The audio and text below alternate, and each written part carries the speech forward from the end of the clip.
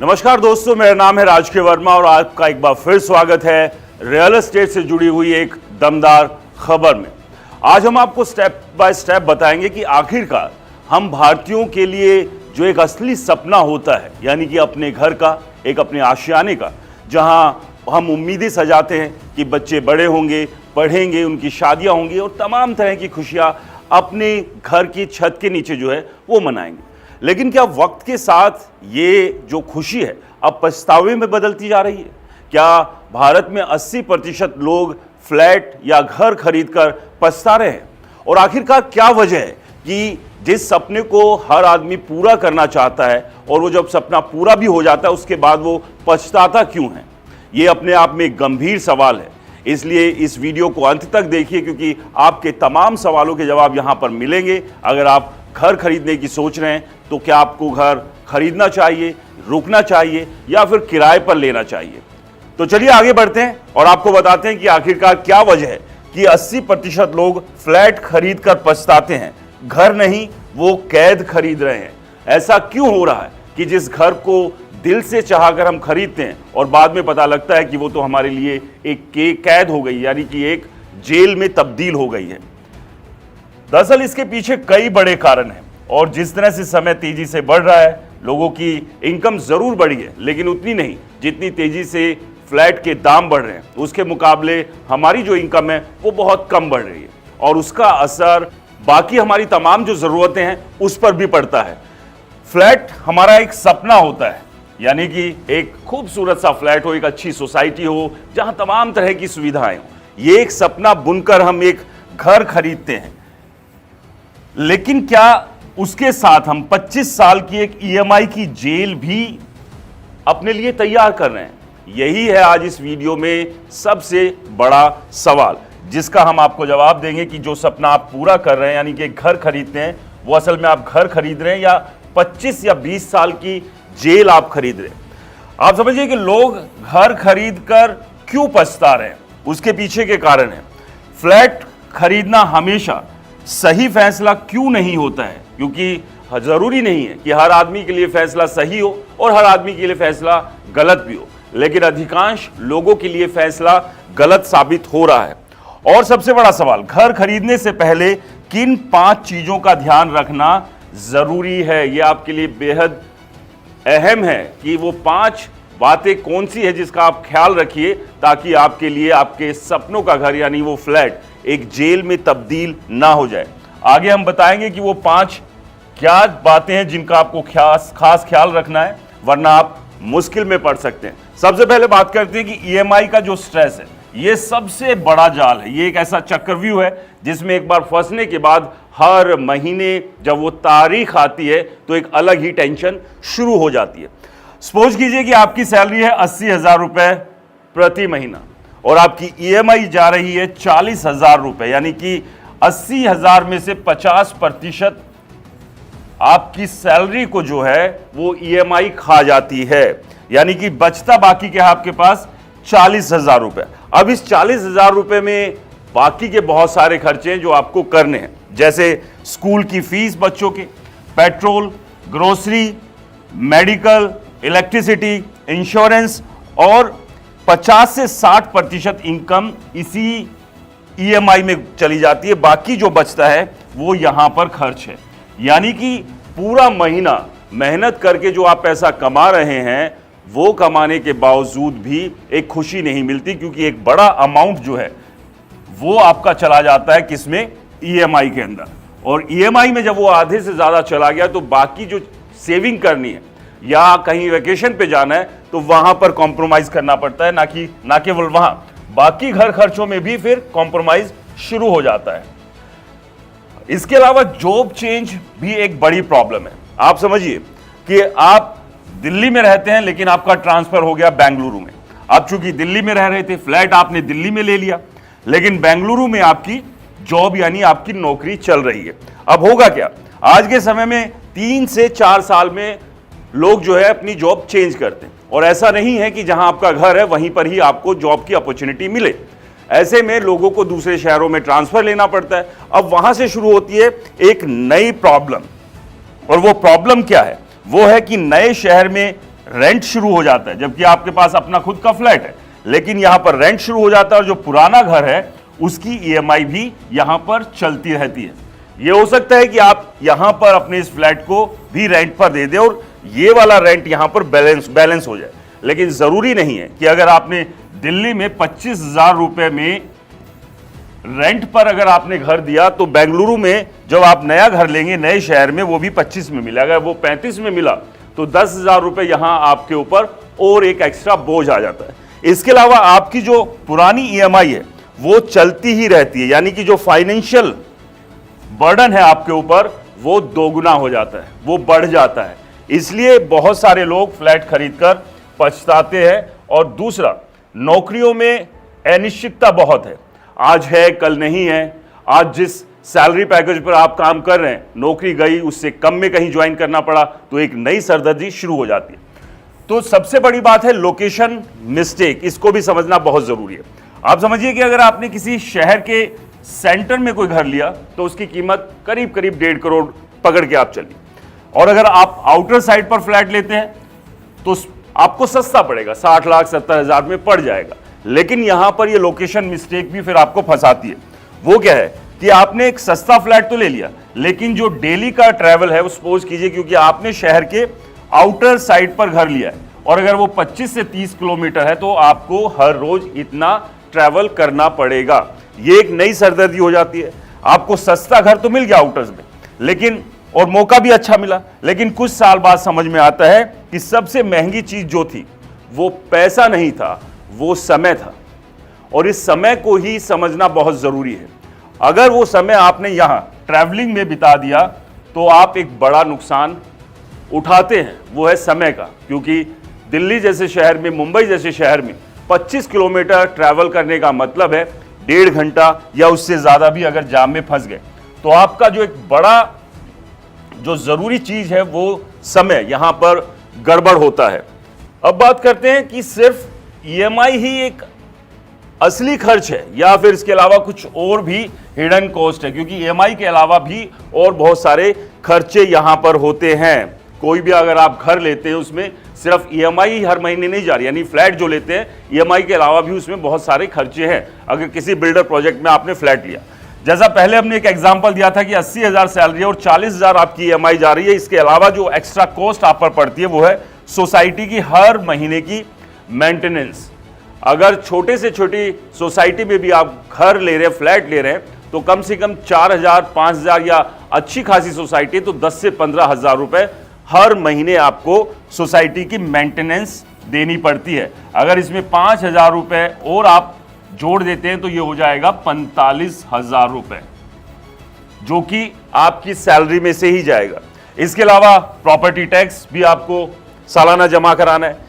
फिर इसके बाद शुरू होती है फ्लैट की रिपेयरिंग, बीच बीच में इंटीरियर चेंज भी कराते हैं, रेनोवेशन होता है और इंश्योरेंस का खर्चा। तो ये तमाम जो हिडन कॉस्ट है इसको हम अक्सर भूल जाते हैं, उसको हम एड ऑन नहीं करते हैं, उसके बारे में हम बाद में सोचते हैं कि नहीं 80,000 सैलरी है, 40,000 ईएमआई जा रही है, 40,000 में गुजारा कर लेंगे। लेकिन उसके अलावा ये तमाम तरह के जो खर्चे हैं वो जरूरी नहीं है कि हर महीने होंगे मेंटेनेंस के अलावा, लेकिन ये जो खर्चे हैं ये बीच बीच में होते रहेंगे। और अगर इसका एवरेज निकालते हैं सालाना, और अगर ये 10,000 भी अगर इसको हम पकड़ते हैं तो आपकी सैलरी का 55,000 रुपए तो सीधे सीधे यहीं पर चला गया, यानी बचा 35,000 रुपए। तो अब उस 35,000 रुपए में कैसे बच्चों को पढ़ाएंगे, कैसे घर का खर्च चलाएंगे, कैसे कहीं वेकेशन पर जाएंगे, या सेविंग आप कैसे करेंगे। अब सबसे बड़ी बात यह है कि जो इमोशनल डिसीजन हम घर को लेकर लेते हैं, क्योंकि घर हमारे लिए सिर्फ इन्वेस्टमेंट नहीं है, उसमें इमोशंस जुड़े होते हैं, उसमें बहुत सारी चीज़ें जुड़ी होती हैं, खुशियाँ जुड़ी होती है, और उसी चक्कर में हम एक इमोशनल डिसीजन भी लेते हैं अक्सर फ्लैट खरीदने को लेकर। हम यहाँ लॉजिक को भूल जाते हैं कि लॉजिक को छोड़िए, सीधे सीधे इमोशंस पर, क्योंकि बहुत लोग घर की जो कैलकुलेशन करते हैं वो इमोशंस के साथ करते हैं। रिश्तेदार ने ले लिया, हमारे पास नहीं है, दोस्त ने ले लिया, हमारे पास नहीं है, सोसाइटी का प्रेशर है, परिवार का दबाव है कि अपना घर होना चाहिए, और उस चक्कर में हम लॉजिक को भूल जाते हैं और सीधे सीधे इमोशंस पे आकर हम ये डील कर लेते हैं। ऐसा नहीं है कि घर नहीं लेना चाहिए, बिल्कुल लेना चाहिए, लेकिन परिस्थितियों को ध्यान में रखते हुए लेना चाहिए। ऐसी स्थिति नहीं पैदा करनी चाहिए जिससे कि कल को वही घर आपके लिए जेल में तब्दील हो जाए। अब सबसे बड़ा फोमा, जो सबसे खतरनाक डर है, यानी कि fear of missing out. Real estate agents अक्सर कहते हैं कि आज नहीं खरीदा तो कल मिलेगा नहीं, लेकिन क्या यह सच है? यही रियल एस्टेट मार्केट का पूरा खेल है। आप उसी फिर रियल एस्टेट एजेंट के पास जाइए 1 महीने बाद, फिर वही यही कहानी कहेगा कि सर आपने थोड़ा लेट कर दिया था, लेकिन मैं फिर भी आपके लिए कुछ जुगाड़ करता हूं, लेकिन अब लेट मत कीजिए, तुरंत खरीद लीजिए वरना ऐसा मौका नहीं मिलेगा। तो वो एक डर जो पैदा करते हैं कि अगर अभी नहीं खरीदा तो फंस ना जाए, तो उस डर के चक्कर में भी जो कि प्रॉपर्टी मार्केट हमेशा ऊपर जाएगी, ये जो डर दिखाया जाता है, लेकिन ऐसा हमेशा नहीं होता। मार्केट फ्लैट भी चलता है, यानी कि अगर जो फ्लैट का रेट 10,000 रुपए स्क्वायर फीट अभी है तो 2 महीने बाद वो 12,000 हो जाएगा या 15,000 हो जाएगा, ऐसा बिल्कुल नहीं है।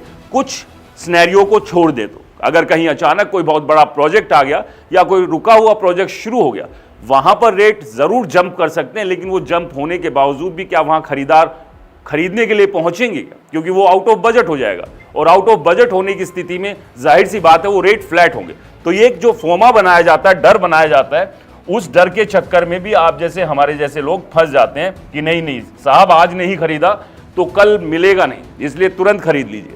तो चलिए अब बात करते हैं कि रेंट पर रहना सही है या फिर घर खरीदना ही एक अच्छा विकल्प है, जैसा कि हमेशा से हम मानते हैं। लेकिन जैसा मैंने आपको बताया कि घर खरीदते हैं तो उसके अपने चैलेंजेस हैं, उन चैलेंजेस को अगर आप नज़रअंदाज करके करते हैं तो फिर दिक्कत में होंगे। लेकिन एक सही सटीक प्लानिंग के साथ अगर आप घर खरीदते हैं, फ्लैट खरीदते हैं, तो वो दिक्कतें भी नहीं आएंगी। लेकिन वो हर किसी के साथ ऐसी स्थिति नहीं होती। हर आदमी के लिए ज़रूरी नहीं है कि वो घर खरीदे, और हर आदमी के लिए ज़रूरी नहीं है कि वो रेंट पर रहे, क्योंकि रेंट पर भी रहते हैं तो उसके भी अपने नुकसान हैं। लेकिन अब बात करते हैं रेंट वर्सेस खरीदने पर। अगर रेंट पर आपने कोई घर लिया, फ्लैट लिया 20,000 रुपए का, वैसा ही फ्लैट जो अगर आप खरीदते उसकी EMI अगर 45,000 रुपए होती तो आपने उसको किराए पे ले लिया 20,000 में, तो 25,000 रुपए यहां पर आपके सामने एक डिफरेंस आ गया। तो ये अगर 25,000 रुपए कहीं दूसरी जगह आप इन्वेस्ट करते हैं तो वहां से हो सकता है आपको एक अच्छा रिटर्न मिल जाए। हर महीने आप अगर 25,000 करते हैं तो 10 महीने में 2.5 लाख हो गया, और 1 साल में 3 लाख रुपए ये हो जाता है। और 3 लाख रुपए का अगर ढंग से रिटर्न आना शुरू हो जाए तो आपके लिए एक अच्छा ऑप्शन बनेगा। और इसी को अगर 25 साल या 20 साल से आप कैलकुलेट करेंगे तो एक बड़ा अमाउंट हो सकता है विद इंटरेस्ट या इन्वेस्टमेंट से, अगर उसमें प्रॉफिट अच्छा आता है तो ये है। लेकिन जरूरी नहीं है कि आप घर खरीदें या रेंट पर रहें, अपनी फाइनेंशियल प्लानिंग जरूर करें, उसी के बाद ही लें। अब सबसे बड़े रिस्क की बात करते हैं कि जो फ्लैट अगर आप ले रहे हैं तो सबसे बड़ा रिस्क है होम लोन अगर आपने लिया 25 साल के लिए। घर खरीदना आसान है लेकिन उससे निकलना मुश्किल है अगर बाद में बेचना पड़े, यानी अगर कोई खरीदार नहीं मिला और लॉस में बेचना पड़ा तो ये सबसे बड़ा रिस्क हो जाता है। क्योंकि बहुत सारी परिस्थितियां कई बार लाइफ में ऐसी बनती हैं जिसके बारे में कभी नहीं सोचा होता है। कोई बड़ा क्राइसिस आ सकता है, कोई बड़ी प्रॉब्लम हो सकती है, और उस स्थिति में बहुत सारे लोग घर बेचते भी हैं। और जब जल्दबाजी में आप घर बेचते हैं तो आपको पता ही है कि जो चीज़ आपने 1 करोड़ की लिए कई बार आपको वो 80 या 90 लाख में भी बेचनी पड़ती है, यानी कि एक बड़ा नुकसान यहाँ झेलना पड़ता है। तो ये एक बड़ा रिस्क है फ्लैट लेते हुए, और इसलिए कह रहे हैं कि लोग 80% देश में अब पछता रहे हैं कि उन्होंने फ्लैट क्यों खरीदा, एक अच्छी प्लानिंग के साथ क्यों नहीं खरीदा। अगर एक अच्छी प्लानिंग, अपनी सैलरी, अपने बजट को आप बैलेंस करके चलें और लॉन्ग टर्म में सोच के चलें, और कुछ आपके पास इतना पैसा होना चाहिए कि कोई मुसीबत आती है तो उसमें घर को बेचने की ना नौबत आए, तो फिर वो एक रिस्क नहीं होगा। लेकिन हम देख रहे हैं कि लगातार जो लोग फ्लैट खरीद रहे हैं एक के बाद एक, वो सिर्फ हर महीने एक टेंशन रहती है कि तनख्वाह आने से पहले EMI का मैसेज आ जाता है, और अब EMI का जुगाड़ करने के लिए फिर आपको इधर उधर हाथ पैर मारने पड़ते हैं। अगर किसी महीने, 2 महीने, 3 महीने कोई और बड़े खर्च आ गए तो फिर आप समझिए कि वो संकट और बढ़ता। और यही एक वजह है कि देश में 80% लोग सरदर्द हो जाता, पछता रहे हैं कि यार हमने फ्लैट क्यों ले लिया। चलिए फाइनल कंक्लूजन की बात करते हैं कि घर खरीदना गलत नहीं है, लेकिन गलत समय पर घर खरीदना गलत है। घर खरीदने से पहले क्या ध्यान रखना जरूरी है? अगर इन 5 चीजों का जो मैंने आपको पहले बताई थी, इन 5 चीजों का अगर आप ध्यान रखते हैं तो घर खरीदना आपके लिए गलत नहीं होगा। पहला, स्टेबल इनकम, यानी कि ये इंश्योर होना चाहिए कि आपकी इनकम स्टेबल है, उसमें कुछ उतार चढ़ाव नहीं आएंगे। उतार नहीं आएगा, ऊपर की तरफ बढ़े, अच्छी बात है। दूसरा, इमरजेंसी फंड हमेशा अपने पास बनाकर रखिए, क्योंकि लाइफ में कुछ नहीं पता। हेल्थ के लिए कहीं ज़रूरत हो सकती है, बच्चों के और अच्छे स्कूल में एडमिशन के लिए ज़्यादा पैसे की ज़रूरत हो सकती है, या कोई और बड़ा क्राइसिस लाइफ में आ सकता है। तो ऐसे में एक इमरजेंसी फंड हमेशा अपने पास बना के रखिए। इसके अलावा सही लोकेशन चूज कीजिए, क्योंकि कई बार क्या होता है कि हम गलत लोकेशन पर घर लेते हैं, वहां पर रेट बढ़ने के चांसेस नहीं होते, दूसरे खर्चे और ज़्यादा हो जाते हैं। मार्केट दूर है, हॉस्पिटल दूर है, स्कूल दूर है, तो वो एडिशनल खर्च आपके इनकम में से घटना शुरू हो जाता है। तो इसलिए सही लोकेशन का चुनाव कीजिए और एक सही बजट ज़रूर बनाइए, क्योंकि घर सिर्फ 4 दीवारी का मकान नहीं है। घर एक इमोशन है, एक भावना है, जहां पर आप अपने परिवार के साथ रहते हैं। लेकिन इस इमोशन, इस भावना के साथ इस बात को बिल्कुल मत भूलिए कि अगर आपने गलत प्लानिंग के साथ फ्लैट लिया तो आप फ्लैट नहीं, अपने और अपने परिवार के लिए ईएमआई की कैद ले रहे हैं। तो इसलिए दोस्तों ध्यान रखिए, फ्लैट लीजिए, घर लीजिए, लेकिन एक सही प्लानिंग के साथ, स्टेबल इनकम, इमरजेंसी फंड, सही लोकेशन और सही बजट तैयार करके आप एक फ्लैट लेते हैं तो फिर ये जेल नहीं, ये आपका एक सुनहरा आशियाना होगा, जहां हर छोटी छोटी खुशियां भी बड़ी लगेगी। लेकिन अगर आपने गलत प्लानिंग के साथ फ्लैट लिया तो आपकी हर बड़ी खुशी भी जो है दर्द और तकलीफ में बदल जाएगी। दोस्तों, आपका भी कोई ऐसा एक्सपीरियंस रहा हो तो हमें कमेंट बॉक्स में ज़रूर बताएं, और ये वीडियो पसंद आया तो इसे लाइक करें, शेयर करें, ताकि ज़्यादा से ज़्यादा लोगों को समझ में आ सके कि घर खरीदने यानी फ्लैट खरीदने से पहले किन बातों का ध्यान रखना बेहद ज़रूरी है। और हमारे चैनल को सब्सक्राइब और फॉलो करना बिल्कुल ना भूलें। नमस्कार।